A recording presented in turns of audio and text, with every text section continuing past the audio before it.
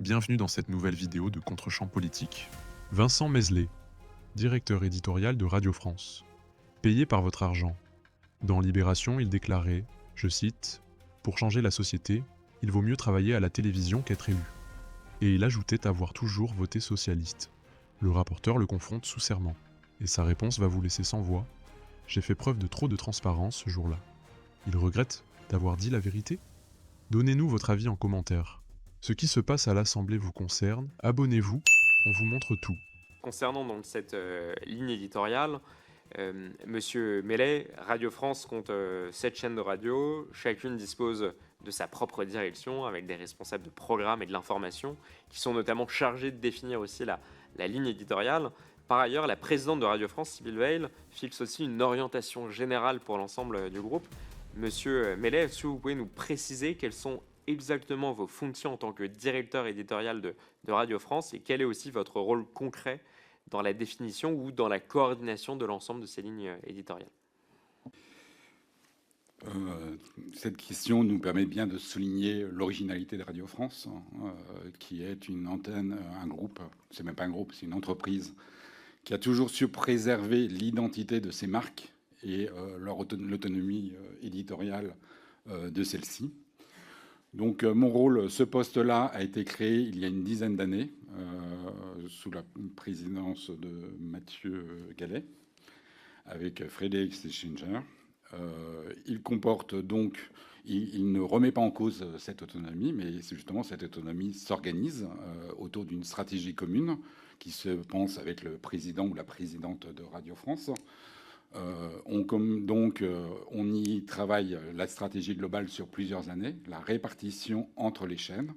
On fixe chaque année une ligne, une feuille de route qui prépare notamment la rentrée suivante. Quels sont les grands objectifs dedans. Et puis après, les arbitrages budgétaires à l'intérieur des chaînes, notamment lorsqu'il y a des économies à faire. Et par ailleurs, nous, selon les sujets d'actualité dits stratégiques, par exemple le pluralisme, par exemple la conquête des publics les plus jeunes, avec en ayant repensé l'année dernière Move et en ayant lancé un certain nombre de programmes jeunesse. Donc à chaque fois qu'il y a un problème stratégique, un nouveau chantier, j'en suis le pilote.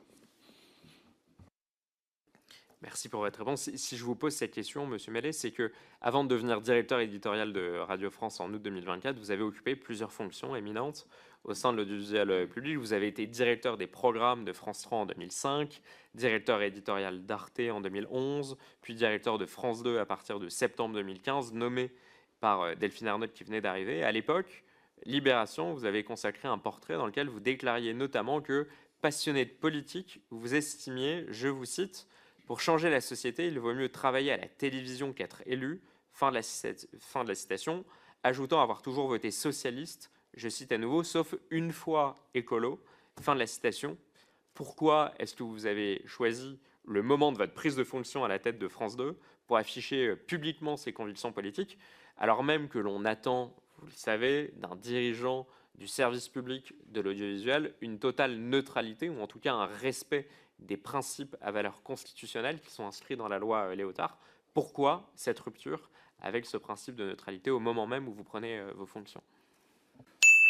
Donc je ne suis pas surpris par cette question parce que vous y avez fait allusion plusieurs fois dans cette enceinte ou dans les réseaux sociaux. Là, je me permettrai, Monsieur le Président et Monsieur le rapporteur, de prendre le temps d'y répondre parce que c'est une question qui pourrait atteindre à mon intégrité professionnelle. Donc je vais vous répondre très directement, mais après j'aimerais avoir le temps de développer pour apporter tous les éléments de réponse et arguments. Donc c'est très simple. Je vous laisse bien sûr répondre de manière précise, sachant que le rapporteur aura 2 questions complémentaires, donc comme ça vous pourrez avoir un échange. Oui, je n'en doute pas. Je n'en doute pas. Principe de cette commission d'enquête. Sur le sujet. Je crois, et je me suis réinterrogé forcément, avoir jamais pris une décision en fonction de mes opinions politiques dans le cadre de mes fonctions. Je dirais que je vais avoir 60 ans, 34 ans de vie professionnelle, 28 ans dans l'audiovisuel public. C'est dû à une vocation qui est née très fortement tôt dans ma vie, une vocation intéressée par les métiers de la communication, par la recherche du public, par la culture populaire. Et j'y ai consacré, et c'est ça qui m'a attiré bien plus que toute autre chose. Si je peux vous apporter un certain nombre d'arguments, je vous dirais, regardez qui m'a nommé à chacune des fonctions.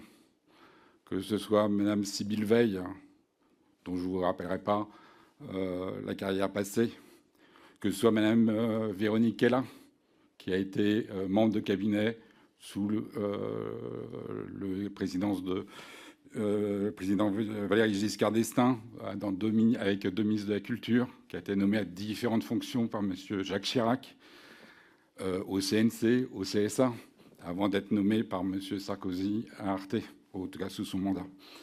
Je vous rappellerai que j'ai travaillé avec M. Patrick de Carolis, de très proche. Je ne vous fais pas signe de son engagement politique ultérieur. Monsieur le Président, vous le connaissez mieux que personne. Ou de M. Rémi Fimelin. Et ça me fait un peu mal de signaler autour de ces différentes personnes leur carrière politique ou leurs orientations politiques. Parce que j'ai travaillé auprès d'eux. Et jamais, jamais, il en a été question.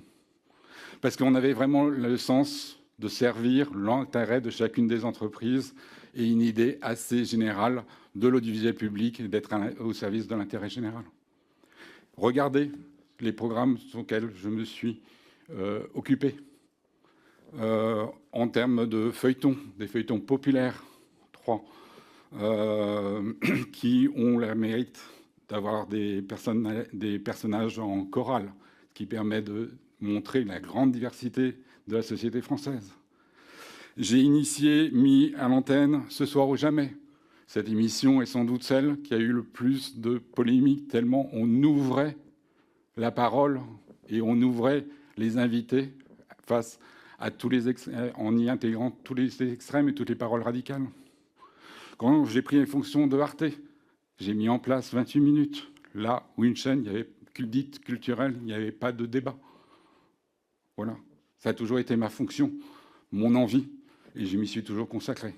Alors je sais que vous essayez de démontrer au travers de ma personne qu'il y a un état profond au sein de l'audiovisuel.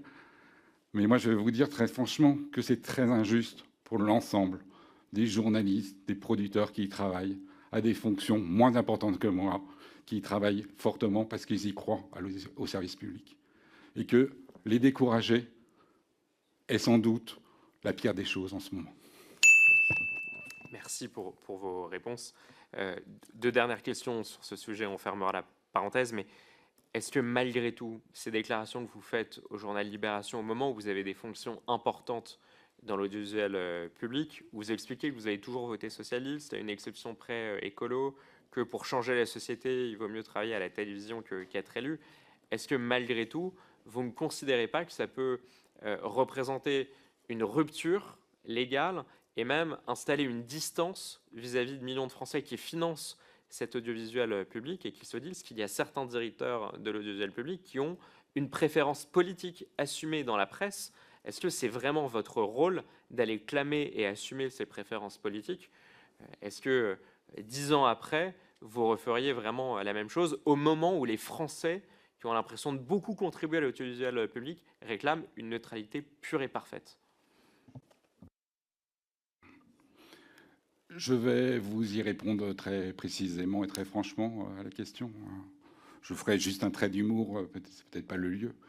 C'était il y a 10 ans, comme vous l'avez signalé. Vous savez, il s'est passé beaucoup de choses depuis 10 ans. Non, je ne ferai pas de l'humour, je vais m'auto-censurer, si je me permets. Je vais aller directement au fait. Oui, comme il est dit dans cet article, il a dit beaucoup de choses dans cet article. On a déjà souligné que je ne suis pas à l'aise dans la manière de répondre aux questions de la journaliste. On m'avait demandé de fendre l'armure, donc je suis allé beaucoup dans les souvenirs d'enfance, etc. Et il est vrai que la journaliste, quand l'entretien était terminé, m'a posé la question quand je me suis levé. Je n'avais pas envie d'y répondre. J'y ai répondu quand même. Je ne le referai pas. Je l'ai fait à l'époque parce que je pensais que justement ma carrière parlait d'elle seule et que cela ne mettait pas en cause. Donc je me suis senti en sécurité. C'était une naïveté. Vous demandez beaucoup de transparence par ailleurs. J'ai fait preuve de trop de transparence ce jour-là. Merci pour cette précision. Et le rapporteur a raison. Je pense c'est important de poser cette question-là. On l'a posée d'ailleurs, je vais vous le dire, parce que comme ce n'est pas des procès individuels, on l'a posée à chaque personne qui, dans la presse, s'était exprimée. Parce qu'étant entendu que la loi de 1986 impose l'honnêteté, l'indépendance, l'impartialité de l'information, c'est normal que quand on est directeur soi-même de l'éditorial, et donc in fine de l'information, même si quand vous étiez directeur de France 2, vous aviez un périmètre plus large, c'est normal de parfois s'étonner que les personnes qui ont en charge ce pluralisme de l'information, son indépendance, son impartialité, s'expriment de temps en temps dans la presse pour indiquer leurs orientations politiques. Et c'était il y a 10 ans, vous l'avez précisé, vous en avez expliqué la manière dont ça s'était fait, et de manière très transparente, je crois. Enfin, je laisserai le rapporteur vous dire si ça, la réponse a répondu à sa question. Merci, Monsieur le Président. Non, mais merci, Monsieur le Directeur, pour cette transparence. Troisième et toute dernière question sur le sujet. Pas tant sur la dimension politique, mais je voudrais revenir sur cette citation de l'article. Vous expliquez, pour changer la société, il vaut mieux travailler à la télévision qu'être élu. Vous affirmez donc qu'il vaut mieux être chez Radio France, en quelque sorte, ou chez France Télévisions, plutôt qu'être élu pour changer la société. Qu'est-ce que vous entendez concrètement par changer la société?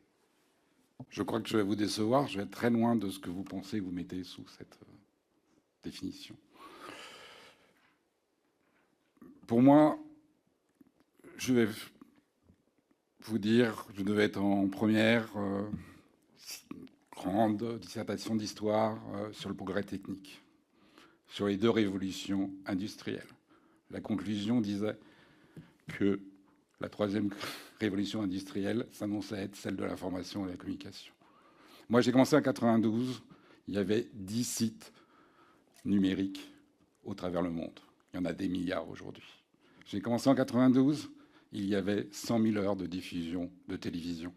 Aujourd'hui, il y en a 500 000 si on s'en reste aux télévisions linéaires, et on en a des millions en France.